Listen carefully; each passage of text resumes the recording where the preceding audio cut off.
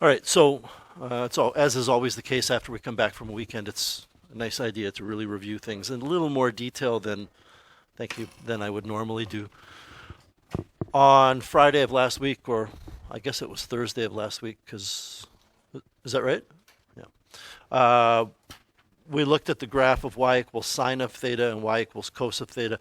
You'll notice that on these diagrams and everything I'm talking about, I'm actually using theta instead of x. That alleviates some difficulties because sine of an angle is the y coordinate on the unit circle, but cosine of an angle is the x coordinate on the unit circle. But it doesn't alleviate all the problems because we're still forced to use y on these graphs.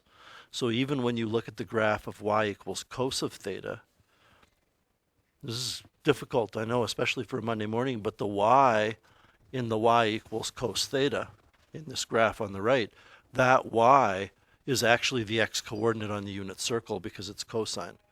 So it's pretty greasy. We got all of these different connections between the unit circle and these graphs, but the x's and the y's don't always match things. So anyway, I've decided to use theta here. For both of these graphs, they have a maximum value of 1 and a minimum value of -1. The amplitude is defined as the distance vertically. Distance is kind of a loose word, but how far it is unit-wise from the center of the graph, which in this case is the x-axis, to either the top or the bottom, and that's 1. The period is how long it takes horizontally for the graph to repeat, and I've made kind of a big deal here about pointing out to you that a complete period contains 4 quarters, 4 pieces. In the case of sine, if we start at the origin, if this is the start point, there is 1 piece here.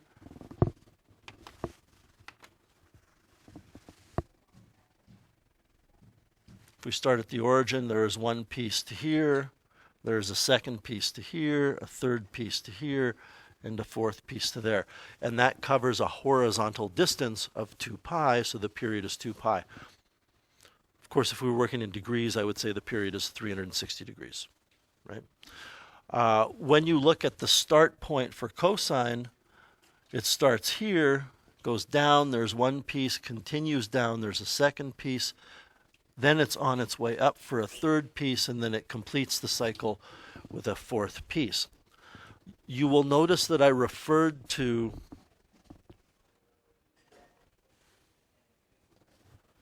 this point and this point as being what are called start points. That will be important when we finish off the unit on Wednesday. Okay. You need to know the features of those graphs, and what that leads us to is all of the information about domain and range and intercepts. You can figure all of that out by knowing what those graphs look like. And again, I will remind you of something, and it's that if you ever get stuck and you need to know what either of these looks like, you do have a graphing calculator, right? You just have to remember something.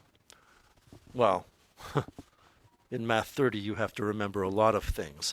But in terms of getting a nice picture of either of these graphs, when you enter y equals, we'll just go with sine of theta, and I'm forced to use x here. When I enter y equals sine of x, normally when you're graphing functions, we try zoom standard first. That's what you normally do. Here, what you want to do is go zoom trig. And what zoom trig does, essentially, I believe it sets the vertical window settings to go from, I think, -3 to 3 or -4 to 4. I'm not sure, but that's not important. What it does horizontally is it sets it up so that you see 2 complete periods, one to the right of the y-axis and one to the left of the y-axis. And if a period is 360 degrees, then in theory, this should go from -360 to 360 when I hit zoom trig. It doesn't. It doesn't quite go 2 full periods. So let me show you what I mean. I don't know what mode I'm in. You know what? I'm going to put it in degrees first. So I'm in degrees, and I go zoom trig. And you can see that I have basically 2 periods. So it's going from negative 360 to 360. And I guess it is going from negative 4 to 4. If I were to go into my window settings to see what my calculator did behind my back, it didn't go from negative 360 to 360. I don't know why they didn't program it so it did. Because I think that's the intention, to show 2 full periods. So it actually goes from about negative 352.5 to 352.5. If I take a look now, and we're picking on sine, but there's the graph and there's the corresponding window settings. If I were to play around on my calculator and I was doing some other things, maybe working in radians, then when I graph, I got a problem. Because I've told the calculator while I was in degree mode to set up the window settings for trig, and it's put it at negative 352.5 to 352.5. But then since I'm in radians, when it goes to graph it, it's going to start doing all of the calculations in radians. And my point is, if you ever see a graph like this, then that means you got to go zoom trig again. So right now I'm in radian mode, and if I choose zoom trig, it's going to look identical to what it looked like when I went zoom trig in degrees. This is still sine of theta. I haven't talked about cos of theta yet, but if I take a look at my window settings now, my window settings are negative 6.15. And, you know, ideally it's going from negative 2 pi to 2 pi. If you were to figure out what 2 times pi is, it's 6.28, roughly. So it's doing the same thing. Instead of going to negative 360, it goes to negative 352.5. Instead of going to negative 2 pi, it goes to something a little bit different. Similarly, I'm just spending some time talking about the zoom trig thing here. If now you've zoomed it in radians by going zoom trig and it's fixed all of the issues, if for some reason you're going to be doing some other things, and some of them involve on your home screen working in degrees, and you graph it, you also get a wacky graph. And don't worry about why it's doing what it's doing. Basically, that wave that goes from negative 360 to 360, it's only going from negative 6 degrees to 6 degrees now, because we're in degree mode, and your calculator messed with the window settings by putting in negative 2 pi to 2 pi. So it's only looking at a little tiny slice of that big wave. My point stands, though, that if you forget what the properties of these graphs are, then you can use your graphing calculator. But remember, it's zoom trig. The other thing that we talked about was what happens when you introduce a parameter of A and a parameter of B. And the parameter of A in both of these functions that you're looking at does the exact same thing that the parameter A does for any function. So the A in unit 1, when we write y equals a f of b bracket x minus h close bracket plus k, the a in this function that we learned about on, well, we actually learned about a on day 1. No, we didn't. We learned about h and k first. But about the third day of classes, we talked about a. That a is the same as this a. So how is that important in knowing about the features of the graph? Well, the amplitude, which we use a capital A for the amplitude, is defined by that a value. When you take a look at the amplitude of either of these graphs before we introduce any parameters, each of these amplitudes are 1. So a vertical stretch by a factor of, say, 4 would stretch that maximum point on the graph. Instead of being 1 away from the x-axis, it's now going to be 4 away from the x-axis. So the vertical stretch would be 4, which would mean the amplitude is 4. And that's what I've indicated here by saying the amplitude A is the absolute value of lowercase a. I'm saying absolute value because if A is negative, we don't want to say the amplitude is negative. We would never, ever say the amplitude is negative. Now, when we take a look at the effect of A on the range, if this graph, and I'll go with cosine this time, if this graph is changed to y equals 2 cos x, then this point will be stretched twice as far away. This point will be stretched twice as far away from the x-axis, and this point will be stretched twice as far away from the x-axis. These x-intercepts are going to be invariant, so the graph will look like this, approximately. And since the amplitude now is 2, the range is different as well. It goes from -2 to 2. And that's why here for both of these, I'm just going to get rid of this. Here for both of these, I'm talking about the range in terms of the amplitude. The range is always the negative of the amplitude to the positive of the amplitude.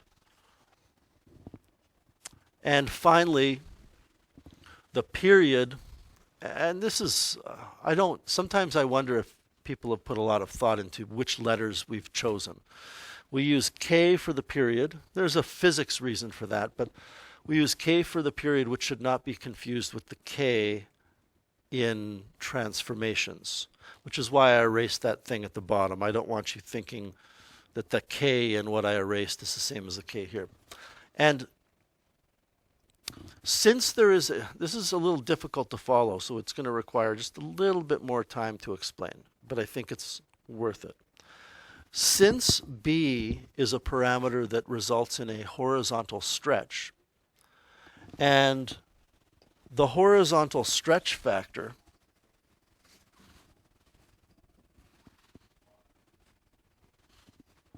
is always by a factor of the reciprocal of the absolute value of B. That means that whatever the period was, which was 2 pi for sine theta and cos theta, it has to be multiplied by the reciprocal of B to get the new period. So for example, if B is 2, then it's horizontally stretched by a half, so the new period will be a half of what it was, a half times 2 pi. So the new period is going to be the stretch factor multiplied by the old period of 2 pi. But that's all I've put here. I've put the period as 2 pi over b, because 2 pi times 1 over b is 2 pi over b. If you're working in degrees, then it's 360 degrees over the absolute value of b. Look, I don't want to dissuade you from trying to figure out a period by thinking of stretches, but you don't need to. And finally, when I say the period is 2 pi over b, that would be if I gave you an equation of a function and I said, what's the period? You would use that. You take 2 pi divided by b. But if I gave you the graph of a function and said, what's b? B is 2 pi over the period. If you rearrange the equation on the left, you will get the equation on the right. If I take k over 1 equals 2 pi over b, and I cross multiply, I get k times the absolute value of b equals 2 pi. If I divide both sides by k, I get the absolute value of b equals 2 pi over k. So they're equivalent. Whether I take 2 pi over b to get the period or 2 pi over the period to get b, it doesn't matter.